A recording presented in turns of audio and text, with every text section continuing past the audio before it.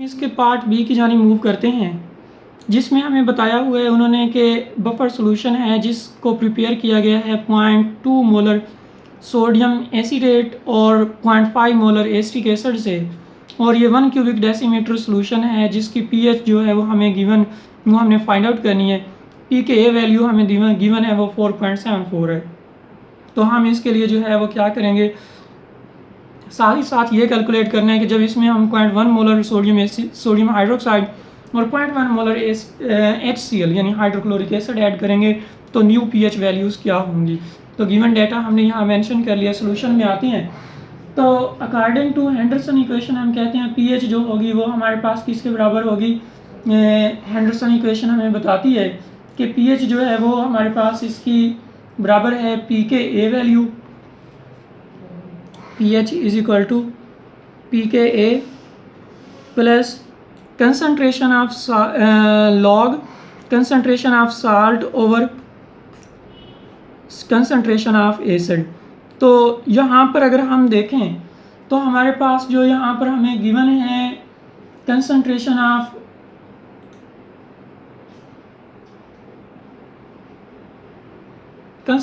of P के ए value जो है वो हमें 4.74 गिवन है, 4.74 ये जो हमें यहाँ पर गिवन थी, प्लस करेंगे लॉग कंसंट्रेशन ऑफ साल्ट जो है वो हमारे पास है 0.2 molar over concentration of acid जो है वो है 0.5 मोलर। तो अब हम इसको जो है वो सॉल्व करते हैं। तो इसके लिए हमारे पास जो है वो यहाँ पर इक्वेशन जो आएगी हमारे पास वो है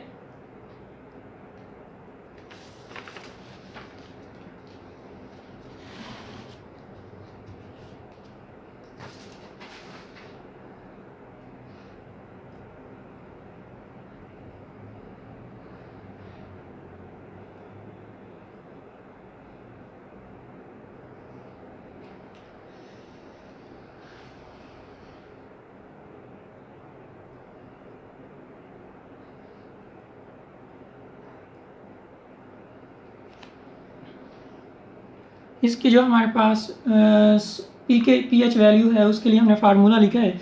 तो जब हम उसको सॉल्व करेंगे तो हमारे पास वैल्यू आ जाएगी 4.74 प्लस जब हम लॉग लेते हैं दोनों का वैल्यूज़ का तो वो हमारे पास लॉग ऑफ 0.4 होगा। इसको जब हम सॉल्व करते हैं 4.74 प्लस हो जाएगा हमारे पास, बल्कि ये माइनस में आएगी वैल्यू हमारे पास -0.39 that is equal to pH आ जाएगी हमारे पास सोल्यूशन की, वो है 4.35 पीएच। नेक्स्ट हमने क्या करना है कि जब हम इसमें पहला केस है कि जब हमने इसमें क्या करना है कि 0.1 मोलर NaOH ऐड किया है, 0.1 मोलर NaOH जो अब जब हम ऐड करते हैं तो तब हमारे पास जो एसिटिक एसिड की वैल्यू होगी CH3COOH की वैल्यू जो है हमारे पास कंसंट्रेशन की वैल्यू जो होगी वो हम कहते हैं जो पहले हमारे पास 0.5 मोलर थी वो उसमें से हम 0.1 माइनस करते हैं तो हमारे पास 0.4 मोलर रह जाएगी। फिर हम कहते हैं इसी तरह से हमारे पास जो साल्ट है उसकी वैल्यू अगर देखें CH3COONA की सोडियम एसीटेट की कंसंट्रेशन जो है वो हमारे पास पहले जो थी वो थी 0.2 मोलर, तो वो जो है बढ़कर 0.1 उसमें एडअप करेंगे तो ये 0.3 मोलर हो जाएगी। अब हम अगेन जो है वो पीएच फाइंड आउट करेंगे तो इसके लिए हमारे पास वैल्यू जो है उसी तरह 4.74 पीके वैल्यू प्लस में हम करेंगे लॉग कंसंट्रेशन ऑफ साल्ट जो है वो हमारे पास 0.3 है ओवर कंसंट्रेशन ऑफ एसिड 0.4 है, और इसको जब हम सॉल्व करते हैं तो हमारे पास आ जाएगा 4.74 माइनस 0.12, और हम जब इसको फर्दर सॉल्व करते हैं तो ये हमारे पास 4.62 ये पीएच की वैल्यू आ जाएगी हमारे पास। फिर अगेन हम आगे नेक्स्ट जो है वो क्या करेंगे कि जब इसमें दूसरा पार्ट में हमें पूछा गया है कि चेंज इन पीएच जब हम इसमें 0.1 मोलर HCl ऐड करते हैं, ठीक है। तो जब हम 0.1 मोलर HCl ऐड करेंगे, दूसरा पार्ट है जिसमें हम 0.1 मोलर HCl ऐड कर रहे हैं, तो इसमें हमारे पास है कि जब हम HCl ऐड करते हैं तो हमारे पास जो एसिटिक एसिड है इसकी जो कंसंट्रेशन होगी वो हमारे पास क्या हो जाएगी, हम कहते हैं हमारे पास ऑलरेडी जो थी वो 0.5 थी तो इसमें प्लस 1.1 कर देंगे तो ये 0.6 मोलर हो जाएगी। जबकि इधर हम कहते हैं जो हमारे पास सोडियम एसीटेट है CH3COOH Na। इसकी जो कंसनट्रेशन है हमारे पास वो 0.2 ऑलरेडी थी, उसमें से 0.1 माइनस करेंगे, ये 0.1 मोलर रह जाएगी। अब हमने इन वैल्यूज़ को पुट करना है फार्मूले में। pH जो है वो pKa वैल्यू जो 4.74 है, प्लस लॉग ऑफ साल्ट की कंसनट्रेशन हमारे पास 0.1 है, ओवर हमारे पास एसिड की जो है वो 0.6 है। इसको हमने अब सॉल्व करना है, तो ये जब हम सॉल्व करेंगे तो हमारे पास आ जाएगा 4.74 माइनस 0.778। तो इसको हम जब सॉल्व करते हैं तो ये हमारे पास pH की वैल्यू आ जाएगी 3.962, ये हमारे पास pH की वैल्यू आ जाएगी। अब हम आगे मूव करते हैं। क्वेश्चन जो हमें दिया हुआ है वो है सॉलिबिलिटी वाला, क्वेश्चन नंबर 24 है। इसमें हम देखते हैं हमारे पास जो है वो क्वेश्चन नंबर 24 जो है सॉलिबिलिटी हमने फाइंड आउट करनी है कैल्शियम फ्लोराइड की वाटर में। ये देखा गया है कि वो 2.05 मल्टीप्लाई 10⁻⁻⁴ है मोल पर क्यूबिक डेसीमीटर। हमने KSP वैल्यू फाइंड आउट करनी है, तो इसके लिए हमने क्या करना है कि सबसे पहले तो हम जो है वो लिखेंगे इक्वेशन इसके लिए। तो हमारे पास इक्वेशन सोल्यूशन में हम मूव कर रहे हैं, सोल्यूशन। तो इसमें हमारे पास जो इसके लिए इक्वेशन होगी वो हमारे पास है डिसोसिएशन। देखें कि कैल्शियम फ्लोराइड है CF2, जब ये डिसोसिएट होगा तो इससे हमारे पास जो है वो Ca+2 आइन प्लस में 2 फ्लोराइड आइन आएंगे हमारे पास। तो हम कहते हैं अगर हम इसका 1 मोल यूज़ करते हैं तो इसका भी 1 मोल बनेगा, लेकिन इसके 2 मोल बनेंगे।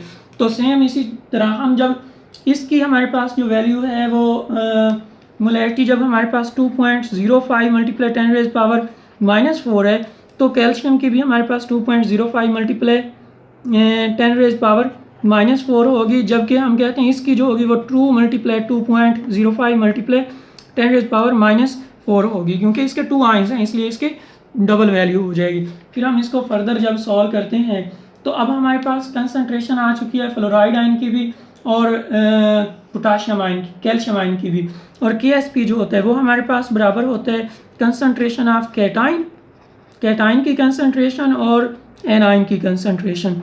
तो हम यहाँ पर वैल्यूज़ को पुट करते हैं। कैटाइन की हमारे पास कंसनट्रेशन जो है वो है 2.05 मल्टीप्लाई 10⁻⁻⁴, और इसी तरह से हमारे पास इसकी जो है वो 2.2 मल्टीप्लाई 2.05 मल्टीप्लाई 10⁻⁻⁴ है, और इसका हमने क्योंकि यहाँ पर स्क्वायर लेंगे क्योंकि इसकी वैल्यू जो है वो 2 इसका कोएफिशिएंट है।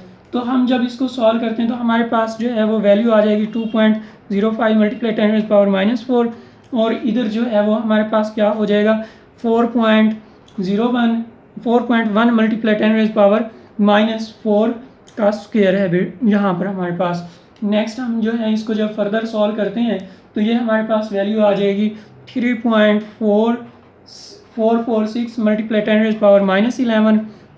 ये हमारे पास KSP की वैल्यू आ गई, KSP for of calcium fluoride CaF2।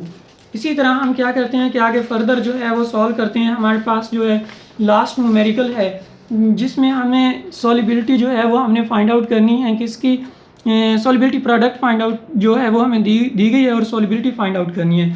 Solubility product की वैल्यू हमारे पास 2.6 मल्टीप्लाई 10⁻⁻² है और सॉलिबिलिटी फाइंड आउट करनी है। तो इसके लिए हम कहते हैं हमारे पास इक्वेशन जो है वो क्या है Ag2CrO4। ये जब डिसोसिएट होता है तो इससे हमारे पास Ag+ आइंस बनते हैं जो ये 2 होते हैं, और प्लस में हमारे पास CrO4 जो है माइनस, इस पर 2 चार्ज होगा, इसका एक आयन बनेगा। तो उसी तरह हम जब इसके लिए लिखते हैं हमारे पास अगर इसकी सॉलिबिलिटी S है तो अगर हम इसके लिए लिखें इसकी भी S होगी, इसकी 2S हो जाएगी क्योंकि इसके 2 मोल्स हैं। तो अब हम इसके लिए जब वो इक्वेशन लिखेंगे KSP की तो KSP हमारे पास बराबर हो जाएगी क्योंकि कैटाइन और एनाइन की प्रोडक्ट्स के बराबर कंसनट्रेशन की प्रोडक्ट, तो यहाँ पर कैटाइन की कंसनट्रेशन जो है वो 2S है और हम इसका स्क्वायर लेंगे 2S का स्क्वायर और S हो जाएगा साथ में। जब हम इसको लिखेंगे तो हमारे पास ये हो जाएगी ओवरऑल हमारे पास 4S की 3 हो जाएगी वैल्यू, हमारे पास 4S की पावर 3 हमारे पास आ जाएगी। तो नेक्स्ट हम क्या करते हैं कि ये हमारे पास बराबर है KSP वैल्यू के। KSP वैल्यू हमें गिवन जो थी वो है 2.6 मल्टीप्लाई 10⁻⁻²। अब हमने क्या करना है, दोनों तरफ जो है वो क्यूब रूट अगर ले लें तो इससे हमारे पास इधर भी क्यूब रूट ले लें इधर भी क्यूब रूट ले लें तो हमारे पास जो वैल्यू आती है वो है, इधर हमारे पास s, पहले हम क्या करते हैं इसको, बल्कि क्यूब रूट लेने से पहले हमने क्या करना है कि 4 को दूसरी साइड पर जाके डिवाइड कर दें। तो s का क्यूब जो होगा वो हमारे पास बराबर होगा 2.6 मल्टीप्लाई 10⁻⁴ के बराबर हो जाएगा। और जब हम इसको फर्दर सॉल्व करते हैं तो ये हमारे पास 6.5 मल्टीप्लाई 10⁻³ के बराबर हो जाता है। अब हम इसका क्यूब रूट ले लेते हैं, इधर से भी और इधर से भी क्यूब रूट लेते हैं, तो हमारे पास s जो होगा ये बराबर हो जाएगा 0.1866 के। तो हम कहेंगे कि जो इसकी सॉल्युबिलिटी होगी वो सॉल्युबिलिटी ऑफ Ag2CrO4 जो है ये हमारे पास 0.1866 मोल पर क्यूबिक डेसीमीटर इसका यूनिट होगा।